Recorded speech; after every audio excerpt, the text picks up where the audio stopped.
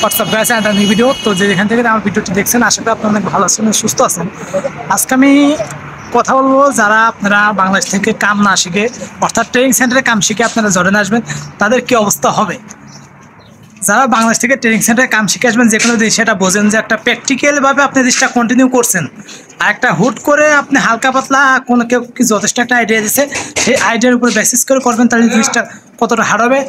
আর training সেন্টারে যারা কাজ করবে তাদের সাজেশন করবো পার্সোনালভাবে, তারা কখনোই আসেন না, আসলে পরে কিন্তু অনেক কষ্ট করতে হবে, অনেক কষ্ট।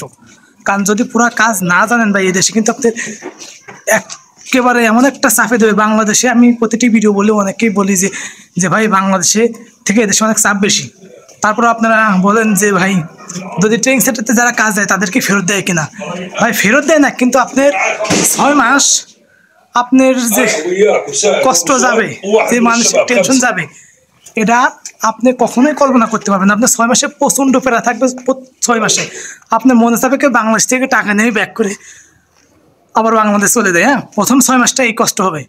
তো আপনারা, আমি আবারও বলি পার্সোনালভাবে, যদিও তারপরেও অনেকে আছে আমি দেখছি যে 2-3 মাস যারা ট্রেনিং সেন্টারতে আসে 2-3 মাস কষ্ট করার পরে তারা এলো আবার ব্যাক করে বাংলাদেশে, কিন্তু কষ্টের জন্য অনেক টাকা পয়সা খরচ করে, তারপরে অনেক ঝামেলা ফেস করা লাগে।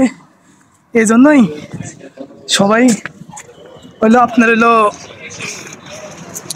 আপনারা যায় না, অনেক কষ্ট করে আপনার 6 মাস 1 বছর থাকার পর তাদের বাংলাদেশ চলে যায়।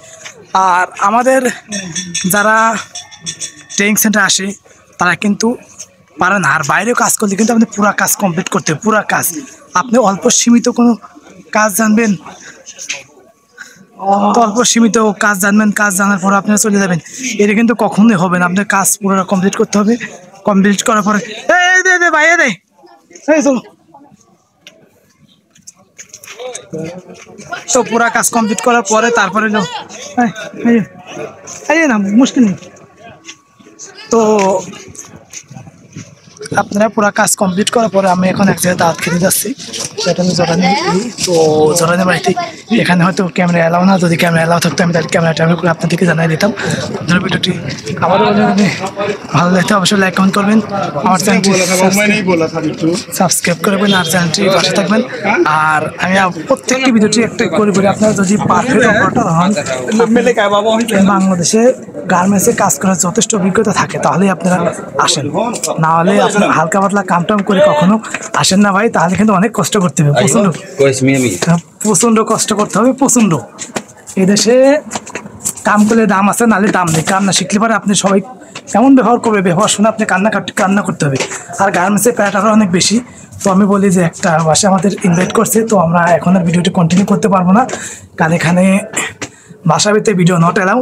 তো ভালো থাকবেন, সুস্থ থাকবেন, পরিবারকে যত্ন নেবেন। আর তো উঠে যাচ্ছি।